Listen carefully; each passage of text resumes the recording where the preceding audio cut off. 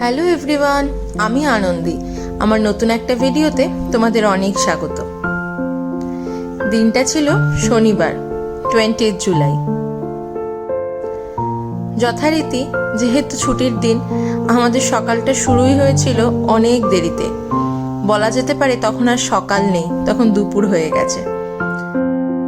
তখন বাজে প্রায় দুপুর 1টা। যে সময় আমাদের বাড়িতে সবাই হয়তো লাঞ্চ টাঞ্চ সেরে ফেলছে, তখন আমরা ঢুকছি সবে রান্নাঘরে রান্না করতে। দুপুরে কি খাবো ভাব। প্রত্যেক ছুটির দিনই সকাল থেকে আমাদের দুজনের মধ্যে একটা আলোচনা শুরু হয় যে দুপুরে কি খাওয়া যায়, যেটা তাড়াতাড়ি হয়ে যাবে। সেদিনও সেই একই আলোচনার পর ঠিক হলো খাবো মাটন। আমরা খুব একটা মাটন খাই না, তার দুটো কারণ। এক হচ্ছে আমরা যে জায়গাটায় থাকি সেখানে কিন্তু খুব একটা মাটন পাওয়া যায় না, মানে পাওয়া যায় বলতে এখানে খুব পাওয়া যায় ভেড়া, সেই জন্য ওইটা তো আর খেতে ইচ্ছা হয় না। যেটা আমরা খাই মাটন, সেইটা খুবই কম পাওয়া যায়। আর দ্বিতীয় একটা বিশেষ কারণ হলো জনের অসম্ভব ইউরিক অ্যাসিড আছে, তো ডাক্তার ওকে মাটন খেতে একেবারেই বারণ করেছে। সেই জন্য আমরা হয়তো 2-3 মাস পর একদিন খাই, তাও জন সেই দিনও বেশ কম 1 থেকে 2 পিস মাটন খায়, কারণ ও ব্যথায় এতটাই কষ্ট পায় যেটার কথা ভেবেই হয়তো ওর আর এগুলো খেতে ইচ্ছা হয় না। যাই হোক, সেদিনও হঠাৎ সকালবেলা আমি বললাম যে অনেকদিন মাটন খাওয়া হয় না, তাহলে দেখো পাও কিনা, কারণ বেশি আবার বেলা হয়ে গেলে পাওয়াও যায় না। তো যাই হোক, ভাগ্য ভালো ছিল সেদিন আমাদের যে ও গিয়ে মাটনটা পেয়েও গেল। আর তাড়াতাড়ি করে মাটনের একটা পাতলা ঝোল আর ভাতের ব্যবস্থা করে নিলাম। চলো আজকে আমি কিভাবে মাটনটা বানাই সেটা একটু তোমাদের দেখাই। জানি মাটন তো সবাই বানায়, সেটা আলাদা করে দেখানোর কোনো বিষয় নয়, কিন্তু তাও নিশ্চয়ই প্রত্যেকের কিছু আলাদা আলাদা পদ্ধতি আছে। আমি ঠিক এইভাবেই বানাই, চলো তোমাদের সাথে আজকে একটু শেয়ার করি। মাটন বানালে আমি না তাতে টমেটো ইউজ করি না, কেন জানি না, আমার দই দিয়ে খেতেই ভালো লাগে। তো প্রথমেই মাটনটা পরিষ্কার করে ধুয়ে নিয়ে সেটাতে আদা রসুন বাটা, টক দই আর সমস্ত রকম মশলা, মানে হলুদ গুঁড়ো, জিরে গুঁড়ো, ধনে গুঁড়ো, লঙ্কার গুঁড়ো আর সামান্য সর্ষের তেল দিয়ে এটা মিনিমাম 1 ঘন্টা মেখে রাখলে ভালো হয়।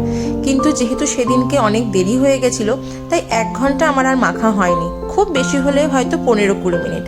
আর এই দিনকে আমি যেহেতু একসাথেই বানাবো, আমার ছেলেও মাটন খেতে ভীষণ ভালোবাসে, সেই জন্য আমি ওই আদা রসুন বাটাটার মধ্যে আর লঙ্কা বাটা আর মশলাগুলোর সাথে লঙ্কার গুঁড়োটা মিশাইনি, সেটা ওরটা তৈরি হয়ে যাওয়ার পরে তুলে নিয়ে আমি আমাদের মতো করে মিশিয়ে নেব।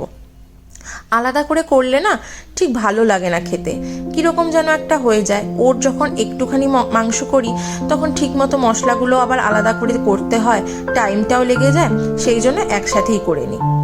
আর মাটন খাবো আলু খাবো না তা তো হয় না, মাটন মানে আলু খেতেই হবে।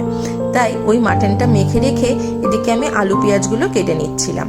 এইটুকু সময় রাখা গেছে, 1 ঘন্টা রাখতে পারলে বেশি ভালো হয়।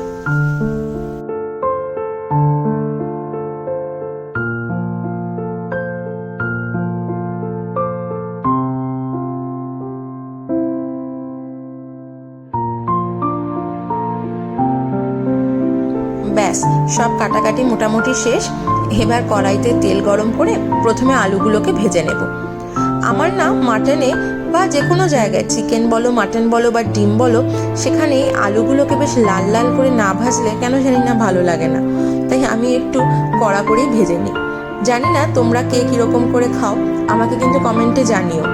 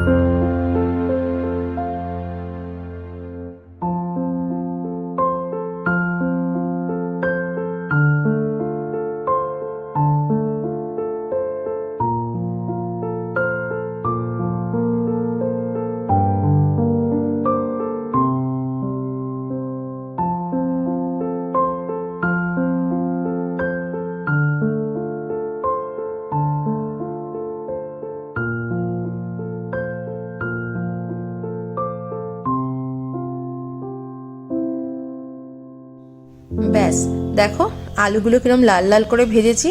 এবার এগুলোকে তুলে সাইড করে রেখে দেব।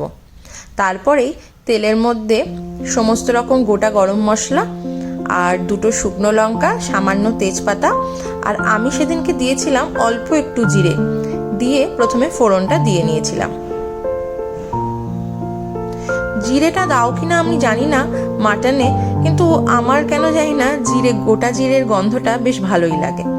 ব্যাস, তারপরে ওটা একটু লাল লাল হয়ে গেলে পেঁয়াজগুলো দিয়ে পেঁয়াজটাকে ভালো করে ভেজে নেব।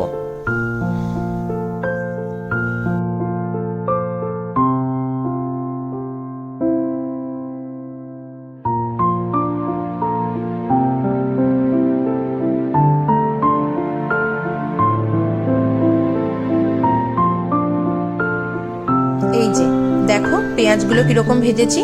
ব্যাস, তারপরে মাটনটা দিয়ে একদম গ্যাসটাকে কমিয়ে দিয়ে ঢাকা দিয়ে রেখে দেওয়া, ওর মতো হতে থাক।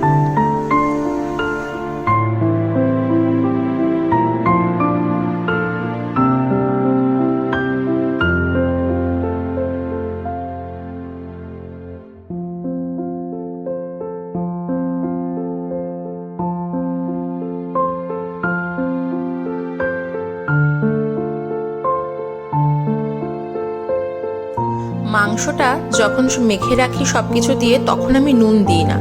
আসলে একদিন আমার মনে আছে, বেশ কয়েক বছর আগে এরকম মাংসটা করার সময় আমি নুন দিয়ে দিয়েছিলাম যখন মেখে রাখার সময়। তারপরে যথারীতি ভুলে গেছি, এরকম টাইমে আমি আবার নুন দিয়ে দিয়েছিলাম। তো যথারীতি 2বার নুন দেওয়াতে অসম্ভব সেটা বাজে হয়ে গেছিলো, সেটাকে আর কোনোভাবেই ঠিক করা গিয়েছিল না। তারপর থেকে আর কোনোদিনও আমি মাংস মেখে রাখার সময় নুনটা দিই না। এটা হোক, চলো বাইরেটা তোমাদের একটু ঘুরিয়ে দেখিয়ে আনি। প্রতিদিন আকাশের অবস্থা এরকম। তোমরা বোধহয় লাস্ট কয়েকটা ব্লগে দেখছো প্রতিদিনই আকাশ এরকম থাকে, আর যখন তখন বৃষ্টি এই চলছে। দেখো দই দাওয়াতে কি পরিমাণ জল ছেড়েছে, এই জলেই অর্ধেকটা হয়ে যায়। তবে হ্যাঁ, অনেকেই মাটন হয়তো কড়াইতেই অনেকক্ষণ ধরে কষিয়ে কষিয়ে করে, কিন্তু আমি এতক্ষণ ধরে কড়াইতে করি না, আমি প্রেসারেই দিই। মোটামুটি একটু কষে গেলেই তারপরে গরম জল দিয়ে মাংসগুলো প্রেসারে দিয়ে দিই। আর এইরকম টাইমে আমি আবার ভাজা আলুগুলো দিয়ে দিই। এগুলো একটু এই সময় না কষালে আলুগুলোর ভিতরে না একদম ঝোল বা মশলা কোনো কিছুই ঢুকতে চায় না ঠিক মতো। সেই জন্য এই সময় একটু দিয়ে ভালো করে কষিয়ে নিই। একদম যতক্ষণ এরকম তেল ছাড়ে ততক্ষণ কষাই। তবে হ্যাঁ, সব সময়টা গ্যাসটাকে সিম করে রাখলে হয় না, একটু তারপর বাড়িয়ে দিই যাতে ঝোলটা অতখানি জল যে ছিল সেটা যেন চলে যায়। তারপরে এই প্রেসার কুকারে দিয়ে একদম গরম জল দিয়ে এটাকে সিটি মারতে বসিয়ে দেব। আমি এই কড়াইতে দিয়ে একটু ভালো করে গরম জলটা দিয়ে পরিষ্কার করে নিই, যাতে কড়াইয়ের তেল মশলাগুলো সমস্তটা চলে যায়, কোনো কিছু নষ্ট করা যাবে না। প্রথমে আমি 2টো সিটি দিয়েছিলাম, না হলে বেশি একসাথে দিলে না ওই আলুগুলো একদম গলে যায়। সেই জন্য 2টো সিটি দিয়ে আমি আলুগুলোকে বের করে নিই। তারপরে আরও হয়তো 2টো বা 3টে যেরকম প্রয়োজন হয়।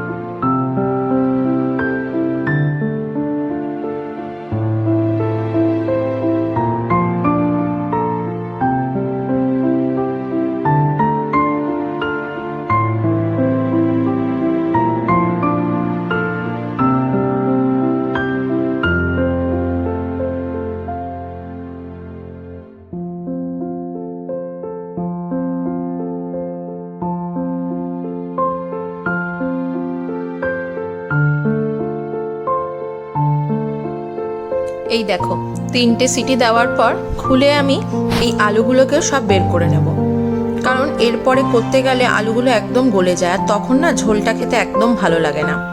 সেদিনকে আমি খুব একটা কষা করে করেছিলাম না, কারণ যখন এমনি দিনে খাই তখন একটু হালকা পাতলা খেতেই ভালো লাগে। আর তাছাড়া জন তো একদমই কষা পছন্দ করে না, তেল মশলা পছন্দ করে, কিন্তু সেটা হবে একদম পাতলা পাতলা। এই দেখো মাংসটাও একদম সেদ্ধ হয়ে গেছে।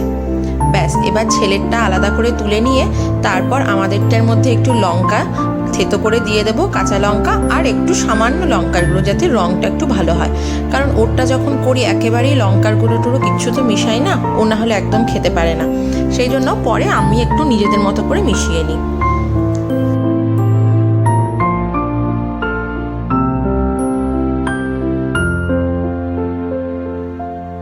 ব্যাস, এইবার ছেলেকে খাওয়ানোর পালা। ওর খাওয়া হয়ে গেলে তারপরে আমরা বসবো। সেদিনকে যেহেতু দেরি হয়ে গেছিল, সেই জন্য আগে থেকেই যখন জন গিয়েছিল বাজারে, তখনই আমি আর বাবু দুজনেই স্নান টান সেরে পুজো টুজো সেরে একদম রেডি হয়েছিলাম, যাতে ও আসলেই আমরা আর দেরি না হয়, রান্নাটা হলেই খেতে বসতে পারি। দেখেছো, বলেছিলাম না ক্যামেরা চললেই মুখের বিভিন্ন রকম অঙ্গি ভঙ্গি করতে থাকে। দেখো কি করছে। ও আবার মাটন খেতে ভীষণ ভালোবাসে, সেই জন্য ওকে আগে থেকে সেদিন বলেছিলাম আজকে মাটন হচ্ছে। আর ও নাকি আবার পাশের বাড়ি তোর বন্ধুর বাড়ি যখন খেলতে গেছিল, তার মাকেও বলে এসেছে যে আজকে আমার বাড়িতে মাটন হচ্ছে। চিন্তা করো। ব্যাস, ছেলের থেকে সার্টিফিকেট পেয়ে গেছি যে মাটন কেমন হয়েছে। এরপর ওর বাবা যদি খারাপও বলে তাতে আমার কিচ্ছু আসে যায় না, আমার ছেলে যখন বলেছে সেটাই বড় কথা। এবার আমাদেরটা ঢেলে নেব। এই ছিল মোটামুটি মাংসের অবস্থা, একদম হালকা পাতলা, খুব বেশি তেল মশলা সেদিনকে দিয়েছিলাম না। রোজকার খাওয়ার জন্য তো এরকম না, যদিও রোজ খাওয়া হয় না, তাও জন এরকমই পছন্দ করে। চলো এবার আমরা আমাদের লাঞ্চটা সেরে নিই। সকাল থেকে অনেক কিছুর পর ফাইনালি খেতে বসা। আজকে ভিডিওটা আমি এখানেই শেষ করি। তোমরা যারা ফেসবুক থেকে আমার ভিডিওটা দেখছো তারা কিন্তু পেজটাকে লাইক আর ফলো করতে ভুলো না, আর যারা ইউটিউব থেকে দেখছো তারা কিন্তু সাবস্ক্রাইবটা করে দিও। আর ভিডিওটা কেমন লাগলো কমেন্টে অবশ্যই জানিও, ভালো লাগলে একটা লাইক করে দিও। চলো আজকের মতো ভিডিওটা আমি এখানেই শেষ করছি। দেখা হবে খুব শিগগিরই অন্য একটা ভিডিওতে। আজকের মতো টাটা।